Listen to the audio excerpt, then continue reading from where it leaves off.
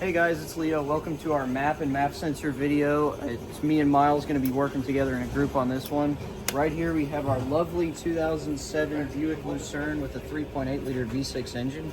Only problem is the battery hates us. It's at 9 volts right now. So you're going to see a lot of this green jumper card throughout the video because we kind of need that to make it start.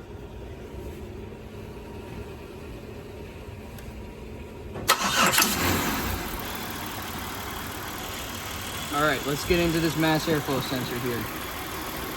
Here you can see the wiring for the mass airflow sensor. So this tan wire is your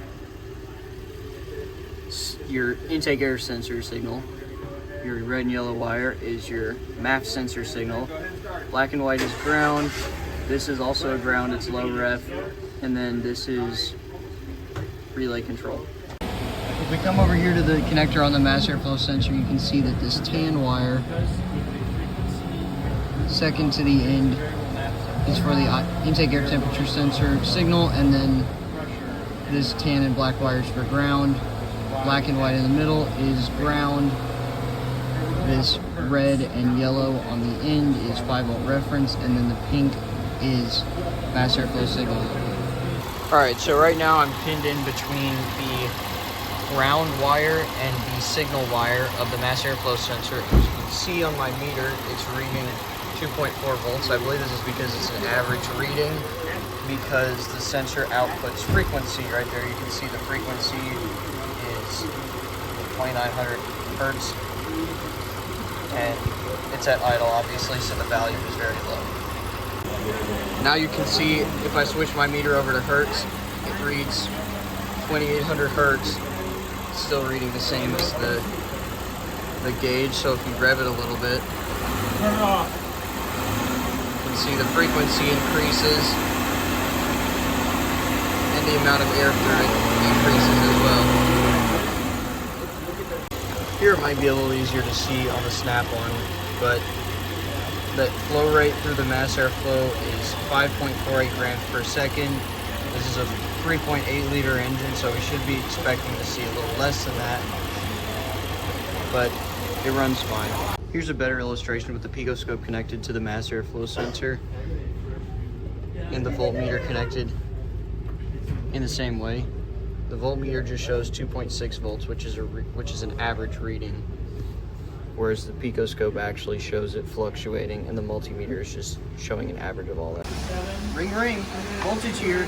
We have 5 volts at the MAP sensor connector. We have it unhooked because we're going to try and start it and see if it'll start with it unhooked. If you look at the AUT, you can see we have no feed from the mass airflow sensor in flow rate or frequency. So go ahead and try to start it. As you can see, it stumbles a little bit at first, but it does run pretty much completely fine with no feed from the MAP sensor. Okay, so we have the MAP sensor here on our wiring diagram. So you can see the yellow and gray wire, the light green wire, and an orange and white wire. Okay, now we're good. So this yellow and gray wire, that's gonna be your sensor signal. This light green one will be the low ref, and the orange and white wire will be your 5 volt ref.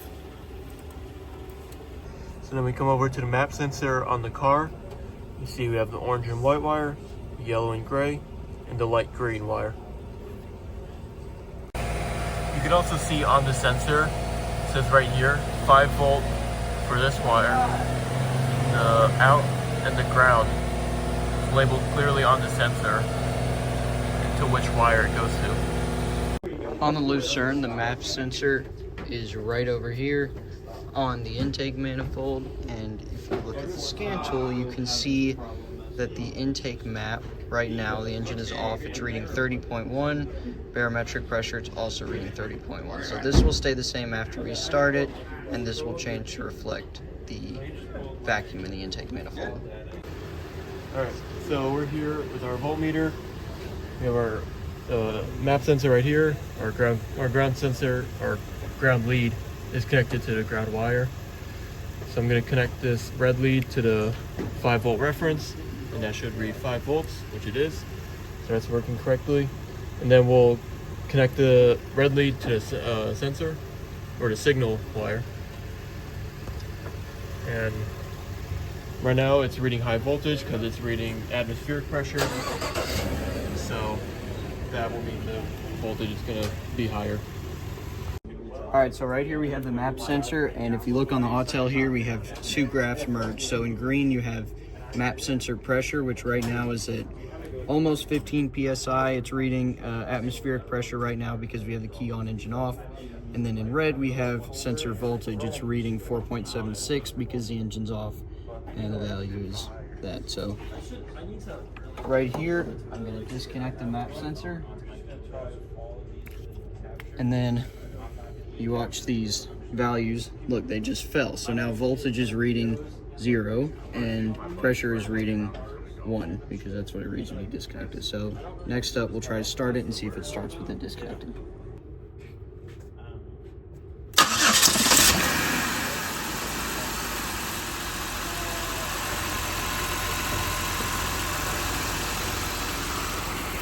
So you can see it did start up okay with the sensor unplugged, and we're still reading those same values. There's been no change because we're not getting any reading from the sensor.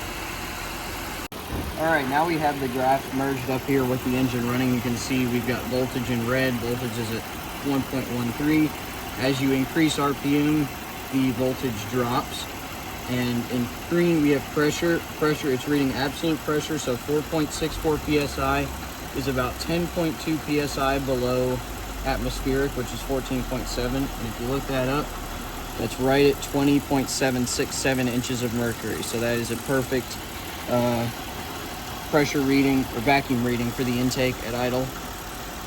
So over here you can see I have pins in the signal out and the ground port of the MAP sensor, and I have this jumper wire here. Usually I don't mess with yellow wires or connectors, but it's okay, it's just a jumper wire. So if I short this, it doesn't sound like it's running any different, but if you look on the graph, it's dropped back down to that 1.45 psi and the 0 volt reading that we saw earlier. Alright, here we have the picoscope hooked up to the signal wire of the MAP sensor, and still reporting. So if you look at the computer, you can see it's almost at 5 volts, that 4.89 we saw earlier. If you go ahead and start it, now it's running, you can see it drops down to 1.3, 1.4. Zoom out a little bit. See an even more precise signal there. So here you can see it's still showing data. I've got it separated out a little bit. If you rev it,